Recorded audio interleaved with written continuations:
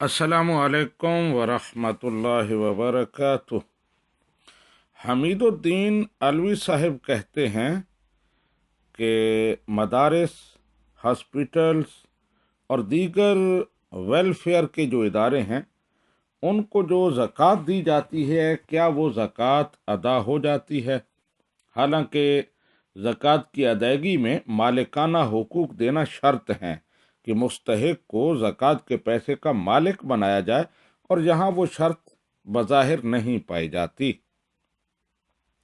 जी हमीदुद्दीन साहिब, बिल्कुल ये मसला है कि ज़कात का पैसा जो है उसका मुस्तहिक को मालिक बनाना चाहिए, उसको मालिकाना हुकूक देने चाहिए, तब ही ज़कात अदा होती है। अब अगर तो हस्पतालों और मदारिस के मुंतज़िमीन और मुहतमिम जो हैं वो इस बात का लिहाज रखते हैं कि ज़कात को सही उसके मसरफ़ पर लगाते हैं, मालिकाना हुकूक देते हैं, दीगर जो शराइत हैं वो पूरी करते हैं, तो फिर तो उनको ज़कात देना जायज़ है और उससे ज़कात अदा हो जाएगी। अगर वो इसका लिहाज नहीं रखते तो फिर वो ज़्यादती करते हैं। इसीलिए ज़रूरी है कि इन इदारों के जो सरबराह हैं, जो मुंतज़मीन हैं, वो ज़कात के मसाइल से अच्छी तरह वाकिफ़ हों, ताकि वो ज़कात को सही उसके मसरफ़ पर लगा सकें। मदारिस के मुहतमिम अक्सर उलमा होते हैं और ज़ाहिर है कि ज़कात के मसाइल से भी अच्छी तरह वाकिफ़ होते हैं, और वो समझते हैं कि ये ज़कात का पैसा है, इसको कहाँ कहाँ लगाना है, कहाँ ये नहीं लग सकता।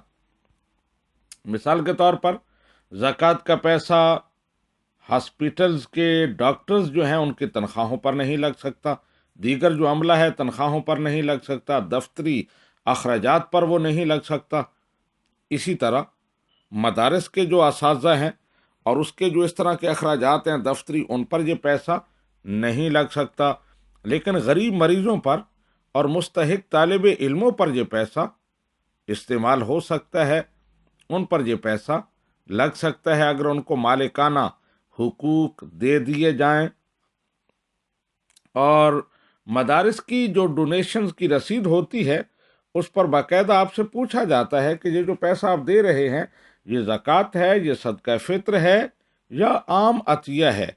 इसीलिए कि अगर ये ज़कात का पैसा है तो इसको सही उसके मसरफ़ पर लगाया जाए और देने वाले की ज़कात जो है वो ज़ाया ना हो बल्कि सही तरीके से अदा हो जाए। अब मदारस के जो मुहतमिम हैं वो आपसे जब ज़कात का पैसा वसूल करते हैं तो आपके वकील बन जाते हैं। आप गोया उनको वकील बनाते हैं और आगे वो तलबा पर उनको कपड़े लेकर दें, उनकी किताबें ख़रीद कर दें, उनको उसका खाना दें और फिर उनको उनके मालिकाना हुकूक जो हैं वो भी दे दें, तो ज़कात अदा हो जाएगी।